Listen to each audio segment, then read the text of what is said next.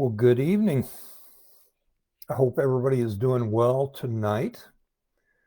And I am glad that you're joining me, whether you're joining me here live or whether you are watching on a replay.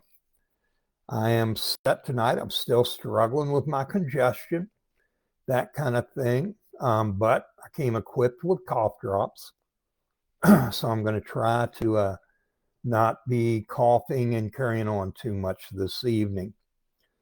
I'm really glad you're here tonight. I've been looking forward to the topic this week, and the topic next week is going to be related. But I want to start with an announcement. We have here coming up in March, we are going to be back to having a live guest, hopefully every month. Coming up in March, I have somebody that's going to be with me that's going to be talking about dysregulation and coping skills, coping techniques and practices, tools that we can use in our recovery to help us regulate.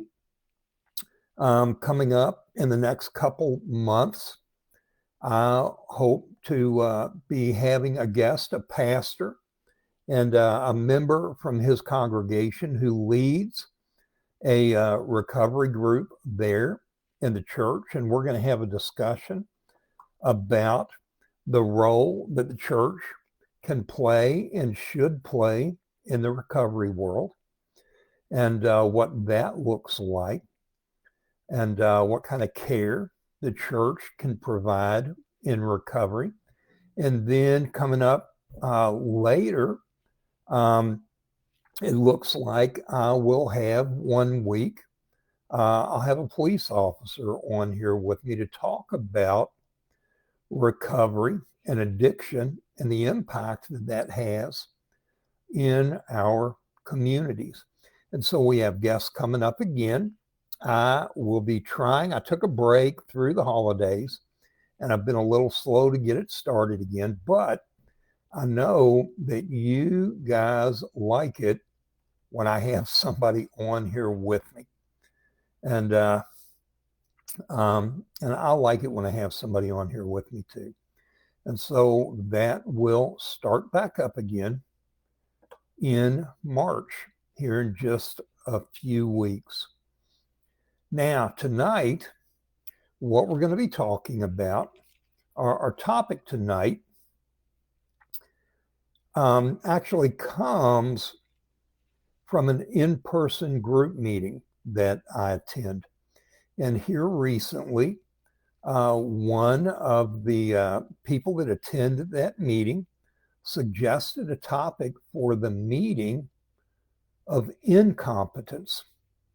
And they were struggling with feeling incompetent in the recovery and in life in general, but really pretty strongly in the recovery. They were feeling pretty incompetent, like they struggle a lot. And I think that's something common for all of us at some point in recovery. And that triggered a memory. And this is a topic that I've talked about a few years ago and dug back into. We're going to talk about the 4 stages of competence in recovery and why feeling bad at recovery just might be an indicator that we're actually learning something. Feeling bad at recovery may be a sign that we're actually doing something right. And so that's what we're going to be talking about here this evening. 4 stages of competence in recovery. And we're going to come back and talk about this, expand on this in an area some more next week. But let me start with the idea that if recovery feels harder than you expected, if you feel clumsy, if you feel discouraged, or maybe you feel like you ought to be further along than you are. I just want to let you know that that doesn't mean that there's something wrong with you. That doesn't mean that you're failing at recovery. That doesn't mean that you're not doing well. Tonight is going to be about normalizing the learning curve of recovery. Now, here's where we struggle. This is where we start off on the wrong foot. Most people assume that recovery should follow a specific path.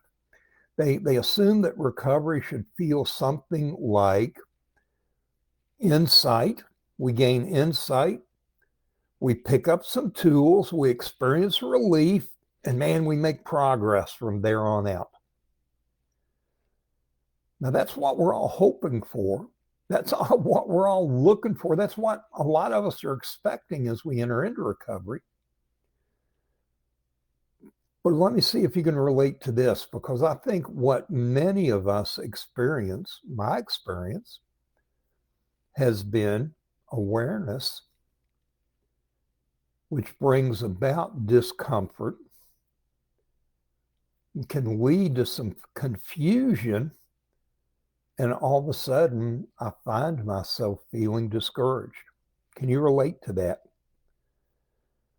Can you identify with that in any way?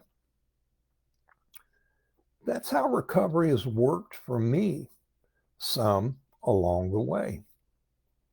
Awareness, discomfort, confusion, and discouragement. Now, what I want to offer tonight is a framework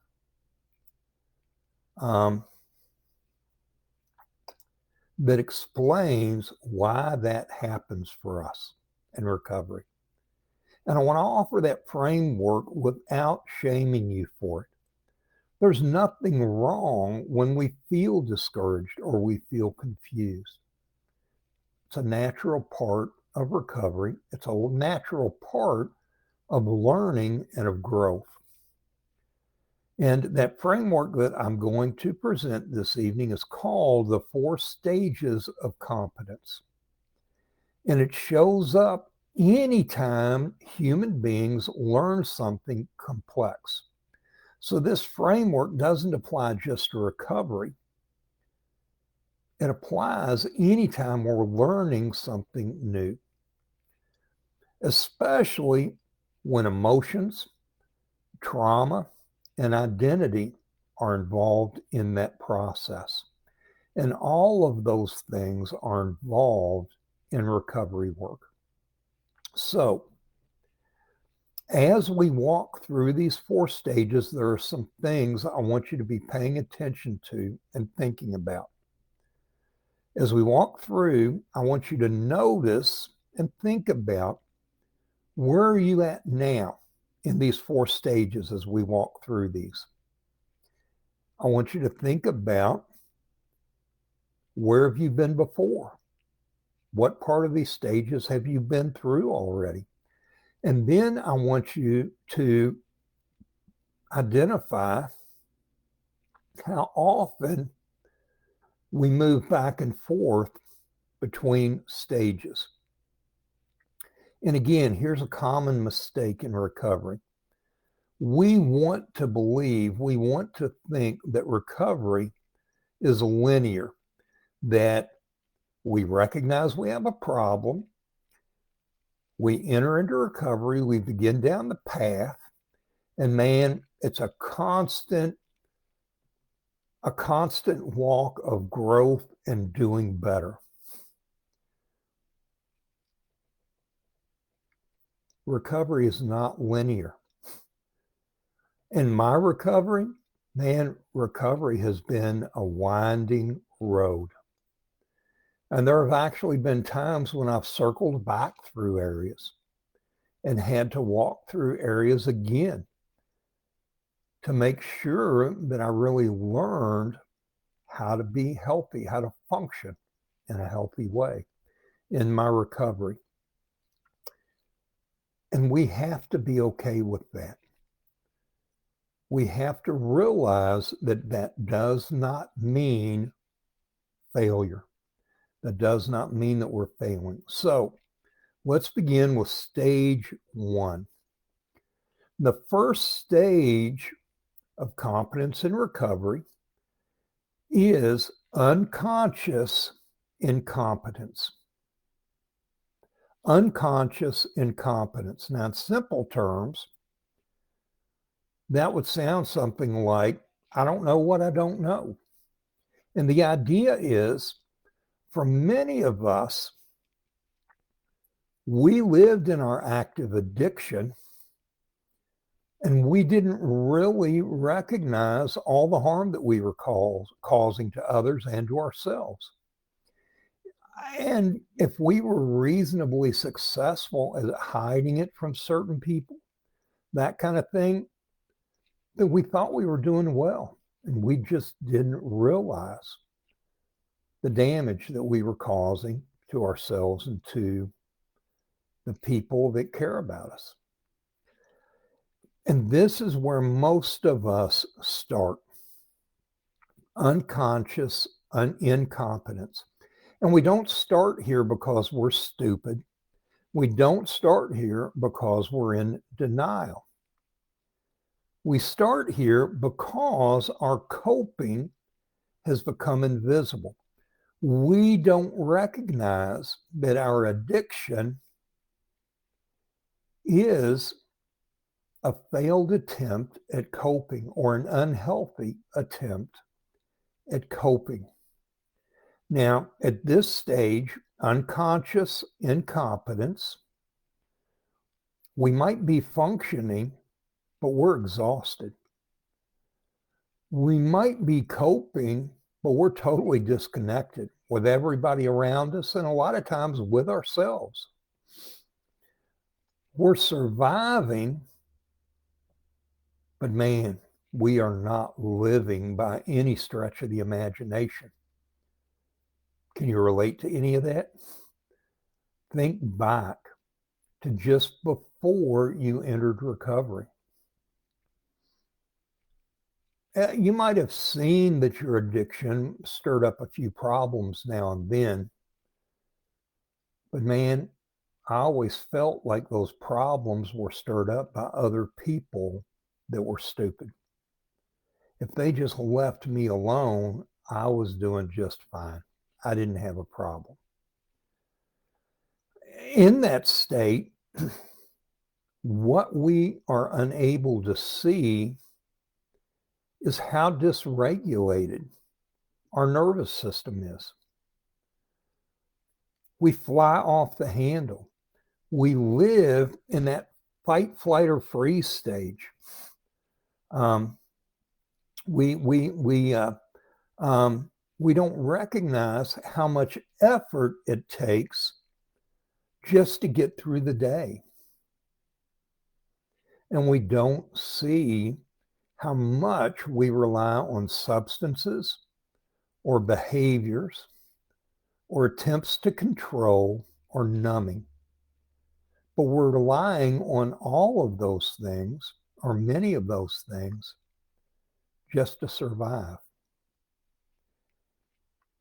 And here's the key point that I want you to hear. This stage, unconscious incompetence, isn't about failure. This stage is actually about adaptation. And here's what I mean by that. These coping strategies, drugs, alcohol, sex, eating, spending, all of these so-called compulsive or addictive behaviors, these coping strategies worked for us at one point in our struggle. We were experiencing feelings that we didn't know what to do with. We had valid needs present and have valid needs present in our life that are not being met and we don't know how to meet them. I'll go back to the phrase that you'll hear me use a lot if you listen to me often. Behind every behavior is a feeling. Behind every feeling is a need. And that idea is we have unmet needs in our life. Needs for security, needs for safety, needs for connection. And those needs aren't being met. And that creates feelings inside of us, feelings of fear or sadness or loneliness or anger or shame. And those feelings aren't even bad if we could recognize those feelings and process them in a healthy way. They could actually help us find healthy ways to meet those needs. But they're not doing that. We're experiencing these feelings that are being created by these needs that are present in our life. And we begin to look for coping strategies to deal with these unpleasant, painful feelings. And at one time, these coping strategies worked. At one time, you felt lonely, or you felt scared, or you felt betrayed, or you felt ashamed. And you took a drink and it made you feel better. You acted out sexually and it made you feel better. You turned to some kind of medication. And we do the same things with eating or with blowing money, with scrolling Facebook. We're experiencing feelings we don't know what to do with, and we pick up a device and we start scrolling, and all of a sudden we've been there for hours. And what have we been doing? We've been trying to manage these feelings that we don't know what to do with. And these coping mechanisms worked at one point in our life. They helped us to manage pain and fear and loneliness, trauma or chaos in our life. And for some of us, these coping mechanisms kept us alive. They kept us at least somewhat functional. And that's what all these coping mechanisms are about. Alcohol, drugs, whatever it may be.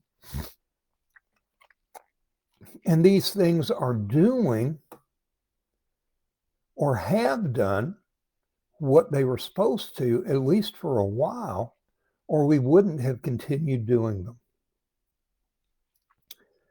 Many people look back at this first stage, unconscious incompetence. Many of us look back at this first stage later on in life and in our recovery journey, and we ask ourselves, how did I not see what was taking place? How did I not see what was happening?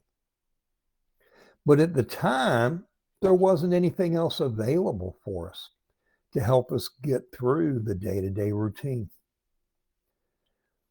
And if you're working with people in recovery, this matters. If you know people that are in recovery, this matters.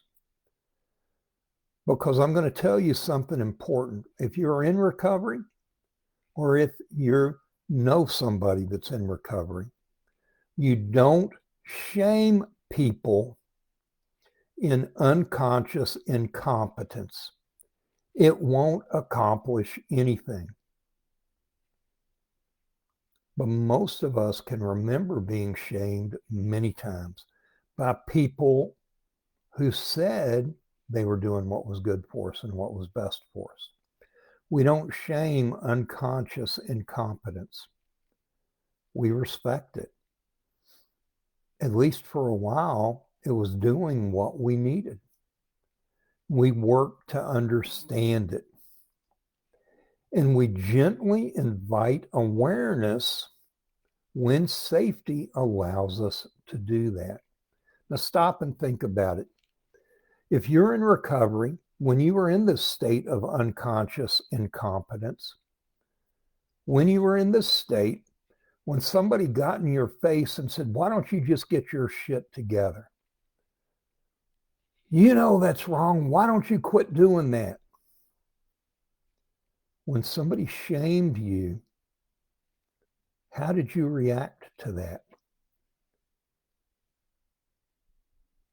Did it cause you to look for help? No, it didn't. It caused you to look to escape more. So, awareness in recovery, awareness is that first step.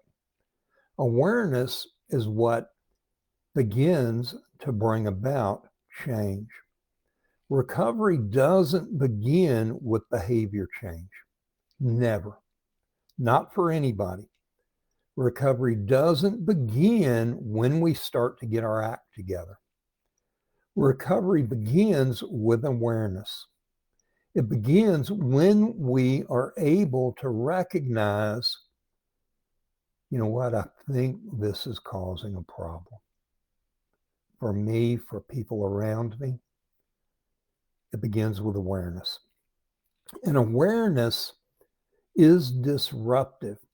Awareness is very rarely something that we celebrate. It's something that scares us and dysregulates us. Because when we become aware of our problem, when we become aware of our struggle, we don't instantly gain skills and we don't instantly have answers. What we gain is exposure. And that brings us to the stage that most people struggle with the most. And that's stage 2. Stage 1, unconscious incompetence.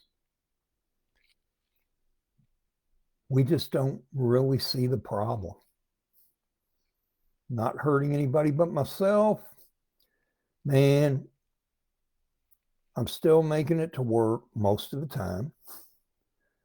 I'm a functioning drunk. Unconscious incompetence, and then awareness happens. And when awareness comes in and that light bulb comes on, we enter into stage 2, which is conscious incompetence. Conscious incompetence. Now, this stage is a stage that people don't expect. And almost always, we're not prepared for this. All of a sudden, we begin to recognize problems that are present in our life. We begin to recognize harm that we're causing, harm and pain that we're experiencing. We see it now. We notice the urges to act out, the urges to self-medicate. We begin to recognize patterns. Oh, every time I feel like this, I do this. We recognize patterns. We begin to feel those emotions that we've been running from and escaping from for a long time. But here's the problem. We don't yet know how to do things differently. Old coping systems are gone. We've made a decision we're not going to drink. We're going to try not to anyway. We're not going to turn to drugs. We're not going to turn to sexual behavior, to overeating. We're not going to turn to doom scrolling on our devices. Whatever that old coping mechanism has been, those old coping mechanisms are gone, or they're restricted, they're limited. The problem is new skills aren't built yet. And it's in this stage of recovery, conscious incompetence, when we say, when we begin to experience things like and say things like, man, I don't like this. I'm trying to change, but I feel worse now than before I entered into recovery. Or we think to ourselves, I know what I should do, but I can't do it. This voice begins to whisper in our brain, this is unbearable. This is a miserable place. And you know what? It is. For many people, especially trauma survivors, it is unbearable.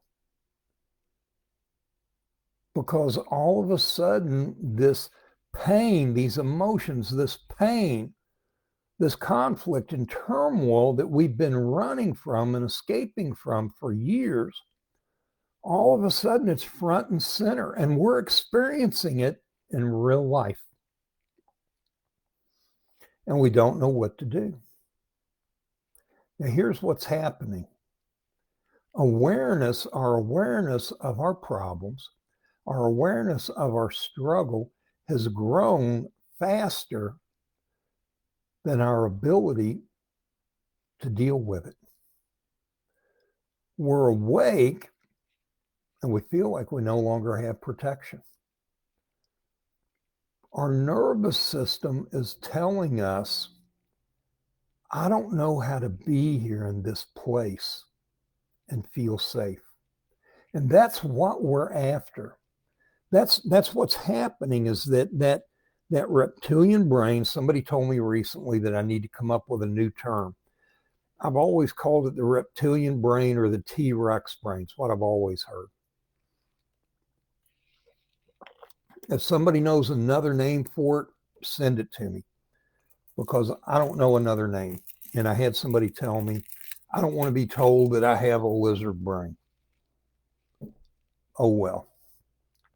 But here's what's happening, is that those unconscious factors inside of our body, things like breathing, like heart rate, like blinking our eyes, those are all controlled in the reptilian brain, in the back of our brain. But also controlled in that reptilian brain is a built-in safety mechanism. That's why maybe you've experienced this. You're walking across the parking lot at Walmart. Some of you know I don't have the best relationship with Walmart. You're walking across the parking lot at Walmart, and all of a sudden you hear a horn right behind you. And what happens? That horn sounds, and in a split second, that reptilian brain, that fight, flight, or freeze response, that safety switch gets flipped, and that responds faster than our thinking brain responds. That horn goes off, and for me, my shoulders come up, my elbows bend, my fists clench, and I'm looking to see what's going on. Can you relate to that? What's happened is that safety switch has flipped, and we react. And that's what our nervous system is doing as we're entering into this second phase, conscious incompetence. Our brain is saying, I don't know how to be here safely.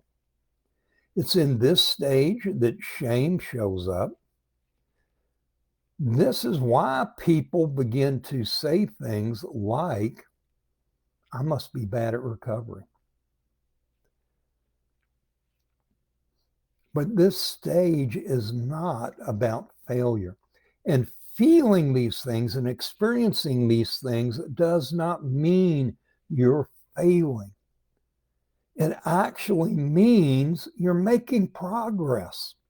You're recognizing needs and areas in your life where you need to grow and where you need to change. This stage 2, is about beginning to learn about recovery, but you haven't experienced mastery yet. You're picking up tools, but you haven't learned how they operate. It would be like putting you on a construction site. And all these tools are laying around, but you've never seen a lot of them. And you don't know what to do with them. You know, you can build an entire building, build an entire house with what you've got there, but you don't know how to do it yet. Now, you need to hear this, because stage 2 is where a lot of us get to, and then we hang out there. We get overwhelmed with our feelings.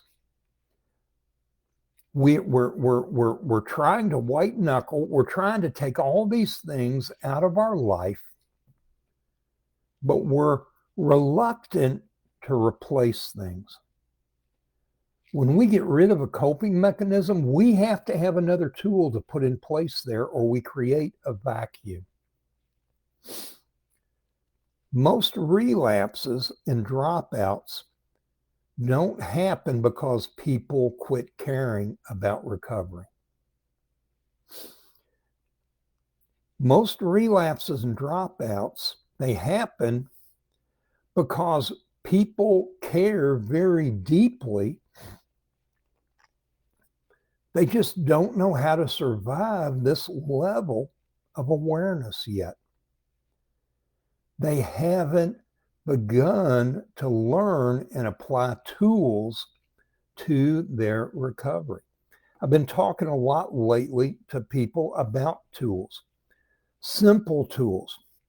Some of you, I think you're here with me, Blast. I saw you throw a comment up earlier. I've been talking to some people about a tool called mirror whispering. Not going to go into all the details tonight. It sounds goofy. I know mirror whispering sounds goofy, but I'm going to tell you, it's a tool that works. I talk to people a lot lately about breathing. Breathing is a tool. It is maybe the tool that there is the most research and evidence to support that it works. If, when we get triggered, if we can pause, take a deep breath in through your nose, out through your mouth. You want to exhale a little longer than you inhale. Don't ask me why, I don't know. But I do know it works. There's more research to show that breathing, what breathing does, these tools, what they do, breathing specifically, is that reptilian brain, remember, it is unconscious actions, heartbeat, breathing, blinking our eyes, fight, flight, and freeze response. It's a safety mechanism that's designed for protection, and it is screaming in our head, this is unsafe. And so we start to breathe fast, our heart rate elevates, our blood pressure goes up. And what happens is when we can begin to use these tools, we begin to breathe deep breaths in and out. Deep breathing is not a natural thing when danger is present. When danger is present, the natural is shallow, rapid breaths. But when we pause and take those deep breaths, all of a sudden that reptilian brain says, wait a minute. Ron's not breathing fast. He's breathing slow, deep breaths. That's not what you do when you're scared. That's not what you do when you're not safe. He must think he's safe. Maybe I'm wrong. And in a matter of just a few seconds, our heart rate begins to slow. Our blood pressure begins to come down. Our body begins to relax.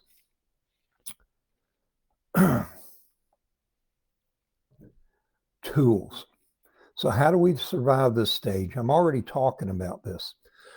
We survive this stage, conscious incompetence, not by trying harder, not by white knuckling, not by shaming ourselves into growth. We don't look in the mirror every morning and say, what an idiot, you're probably going to fail again today. We don't shame ourselves.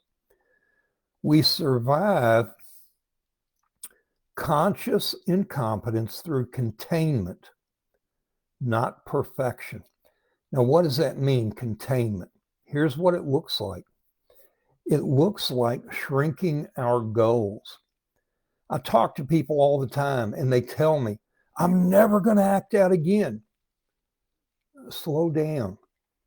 You set a big goal like that and you set yourself up for failure. What if we set a goal of one day at a time? Have you heard of that before? And I'll tell you, for me, there are days when one day at a time is really pushing it.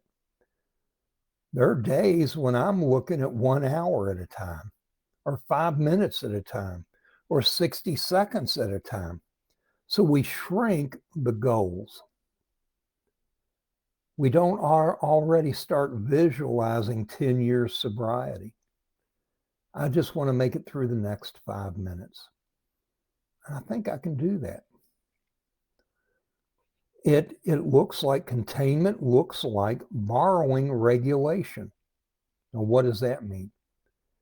That means staying connected. It means that when I'm dysregulated, I reach out to somebody else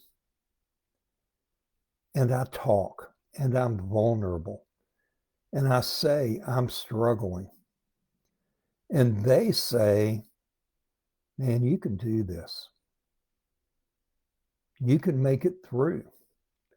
And we borrow regulation from other people that are around us, and that comes through community. That is why recovery does not take place in isolation. And then containment looks like allowing discomfort without acting it out. We live in a society where if you experience the slightest discomfort, there's a medication for that. And that's carried over into our addiction and into our struggle. I'm going to tell you something you may not like, and some people would push back on, but discomfort is a part of life. And we begin to learn to allow discomfort without acting out. I can be a little uncomfortable, and I can survive that without numbing it out, without turning to my addiction of choice. The goal here in this stage, stage 2, conscious incompetence, the goal in stage 2 is not thriving. The goal in stage 2 is staying in recovery, continuing to do the work, continuing to learn how to use those tools, and continuing to add new tools to our toolbox. I ask people all the time, what kind of tools are you using? Well, I just tell myself I'm not going to do it. It's crap, buddy. It's crap. That's not a tool. Tools can be things like meditation. For me, an important tool is going for a walk. An important tool is breathing. Breathing. We begin to use tools. The goal is to be able to stay in recovery, to stay in the process. And if this stage feels familiar to you, and this is where a lot of us are at, and a lot of us stay here longer than we need to because we don't take the time to begin to practice tools. We want to practice white knuckling. We need to practice tools. If this stage feels familiar to you, I want you to hear this. You're not broken. You're not weak. You're learning something that you've never been taught before. And when we're learning new things, that takes time. And this stage is going to take some time. It is. All right, stage 3. We don't stay in stage 2 forever. We gain tools and we move forward into stage 3. Stage 3 is conscious competence. Over time, if people stay, if they stay in recovery, if they continue to do the work, skills begin to catch up with awareness. We begin to recognize that that breathing exercise did help to calm me down. We begin to recognize that if I go for a walk every day, I do stay a little more regulated. We learn tools. Stage 3 is conscious competence. In stage 3, we are learning to pause before we react. We're learning to name what we're feeling. That's a big deal. Most of us have learned to run from what we're feeling, but we're learning to name it. I feel lonely. I feel sad. I feel shame or anger. I feel hurt. I feel discouraged. We name it because when we can name it, we can deal with it. We begin to use tools intentionally. We're learning tools and we're beginning to use them on purpose. And in stage 3 of conscious competence, we've learned the importance of reaching out when we struggle instead of isolating. But here's the deal in stage 3, conscious competence. This stage takes effort. We're learning tools, we're learning things to do, we're learning ways to deal with our feelings in a healthy way. But it still takes work. We still have to think about it. I still get triggered and I start to react, but I recognize what's happening and I pause. And I sit back and I let my shoulders relax.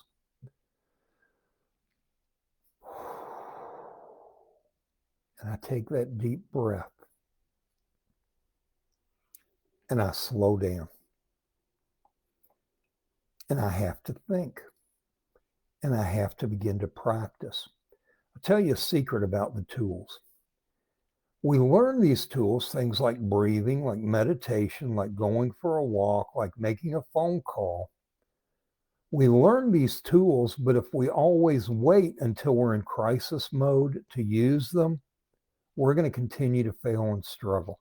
And it's going to keep us in stage 2 longer than we need to be there.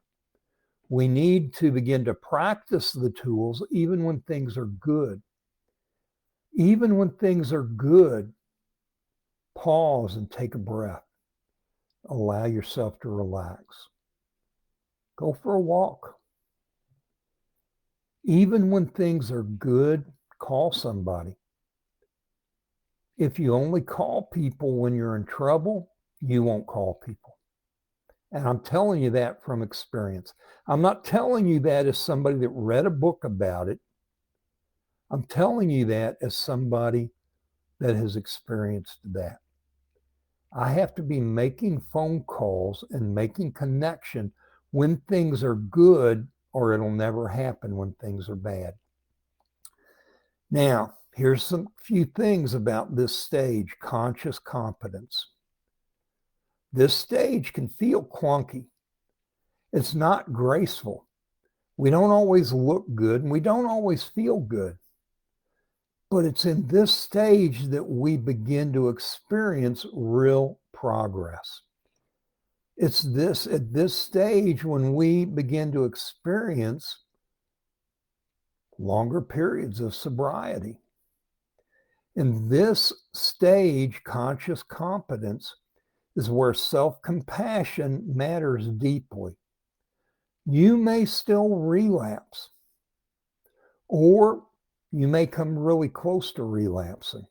And when that happens, you don't beat yourself up. You know, the most critical person of you is not your spouse, not your boyfriend or girlfriend, not your boss, not your parents. The most critical person in your life is you. Stop and think about it. How many times do you say to yourself, dude, you are so stupid. Why do you still do this? What's wrong with you? And when you say that, you don't say that in a kind voice. Self-compassion matters deeply, and we have to begin to exercise it in our recovery. Man, you struggled today, but you're still here, and we can do this. That's where that mirror whispering comes into play. I'm going to put in a little plug real quick. Some of you follow me here on Facebook. Some of you are watching on YouTube or some of my other social media channels, and some of you are already aware. But I post videos every day but Sunday. On Mondays and Fridays, I do short videos, topical videos. Tuesdays and Thursdays, my videos are titled, "What are you doing for your recovery today?" In those Tuesday and Thursday videos, I'm walking through tools. I'd have to go back and look, but I think my video today, Tuesday, was on the magic mustache. Now that sounds goofy, doesn't it? But I'm going to tell you, it's a tool that works. If I lean up while I'm talking to you like this, I'm using that magic mustache. And I'm not going to tell you how to do it right now. I'm not going to tell you how it works. Go to my social media, go to my YouTube channel or Facebook or Instagram, TikTok, wherever. Go there and watch it for yourself. And while you're there, take a look at a couple other tools too. There are all kinds of tools that are out there. And if you don't like the one I'm talking about today, man, there are only 1,000 more. Find tools that you're comfortable with. They will work. In this stage, conscious competence, it takes work. It takes persistence.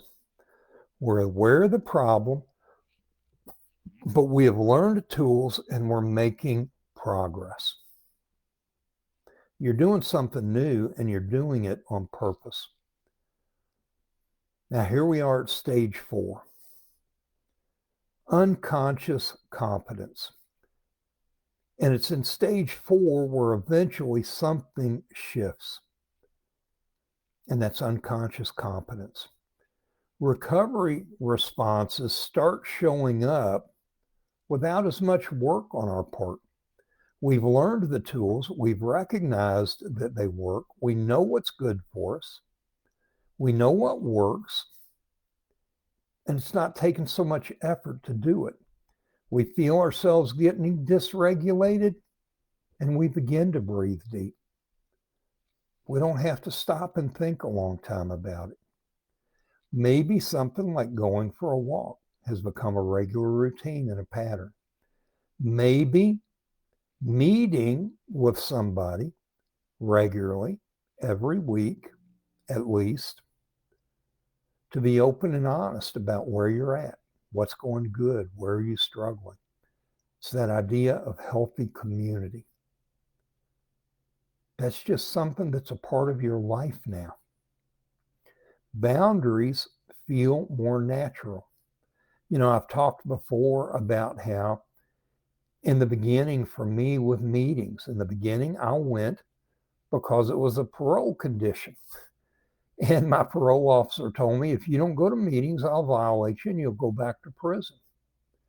And I went for a while because I had to. And then for a while, I went because I was scared if I don't go, I'll relapse. I still go to meetings today. I don't go because I have to. I don't go because I'm afraid that I'll relapse. In fact, if something comes up and I don't go to a meeting this week, relapse this week will never cross my mind because I have daily disciplines in place. I have tools that I use regularly. Now, I'm just as close to the ditch as I've always been. But keeping that car between the guardrails has become a natural thing. It's become something that I just do without having to think about it. And that's what stage 4 is about, unconscious competence. We've learned what tools work for us. We've learned what disciplines need to be present in our life. And they're just a part of us now. Now, this stage, conscious competence, regulation in my life happens faster. Setbacks don't cause me to spiral. Now, an important thing to remember is this stage doesn't mean that I'm cured, but it means that recovery has become more of a default mode than something that's forced. I'm still human. I still get triggered, but I don't get hijacked anymore. I get triggered, and the natural response is I relax and I take that breath and I make that phone call. Now, I want to touch real quick here as we're wrapping things up on a critical truth that you need to remember. And this matters a lot. We don't move. I told you at the beginning that recovery is not a straight line. We move through these stages, sometimes 2 steps forward and 1 step back. There are days when I'm 1 step forward and 2 steps back. And then I gain a little traction and I'm back moving forward again. But we don't move through these stages once. I might be for a while living in conscious competence. And then I begin to lose some of my routine. I begin to get out of that rhythm and that pattern, that structure that's present in my life. And I begin to move back to where I have to start to think again about what do I need to do here. Recovery is not a one-way trip. It's not a constant uphill slightly deal where we're always getting better every step that we take. Stress, loss, trauma reminders, exhaustion, life changes can all pull us back into earlier stages. I had a friend get married recently, and we had talked as he was going through his engagement and everything, and man, he was all pumped up. I'm getting married, and man, life is going to be great, and everything's going to be perfect. And he got married, and man, his life is good. But he found out that marriage brought new stress and new struggles. Same thing can happen with a new job, a new baby. Things can just happen with different seasons in our life. And that is okay. We just begin to take those steps forward again. Sliding backwards doesn't erase growth. What it does is it reveals where care is needed. It reveals, oh, I need to refocus on this tool, on this behavior, on this action. I need to make that phone call again regularly. The goal of recovery is not to eliminate incompetence. The goal of recovery is to recognize it sooner and to respond more kindly to ourselves. So, in closing, if recovery feels hard right now, if awareness feels overwhelming, if you find yourself thinking, man, I ought to be a lot further along on this road than I am, I want you to consider this. You may not be bad at recovery. You may be exactly in that spot where learning happens, where growth takes place. Incompetence in recovery is not a character flaw. Incompetence in recovery is a temporary learning stage where we gather new tools and we become proficient with those tools and we move forward. We have to remember that learning, especially when we're learning things that we were never taught before, learning takes time. It doesn't happen overnight. Now, I want to thank you for being here tonight. I want to thank you for staying curious. Thank you for watching. Thank you for coming back. I'd invite you, if you know somebody that could use some of this information, if this is encouraging or beneficial to you, feel free to share it, to tell somebody about it. And I want to thank you for continuing to do the work. If you're finding yourself in stage 2, conscious incompetence,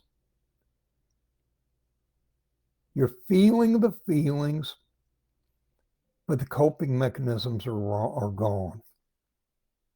This is the time to be learning new tools, picking up new tools, learning how they work, putting them into regular practice.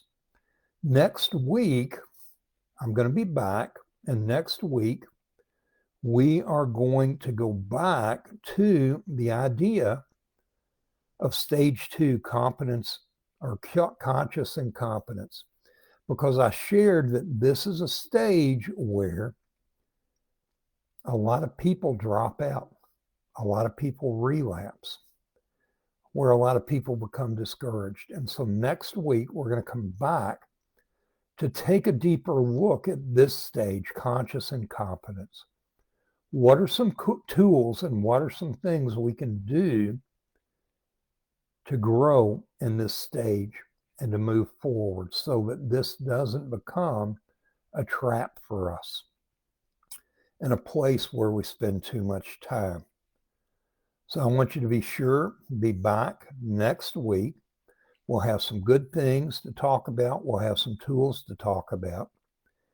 And remember, coming up next month, I'll have a guest with me next month, not next week, next month in March, that will be talking specifically about trauma, coping mechanisms, tools that we can use in our recovery to help us regulate. And then we'll have guests coming up once a month as we head into the future. So thank you for being here. If you have questions, if you have comments, leave them in the comments section here on Facebook or on the other platforms where you're at. If I see you leave a comment, leave a question, I'll get back to you and I'll respond. And remember, you can always reach out, shoot me an email at rwcoaching2@gmail.com or visit my website at rw-coaching.com. And again, thanks for being with me this evening.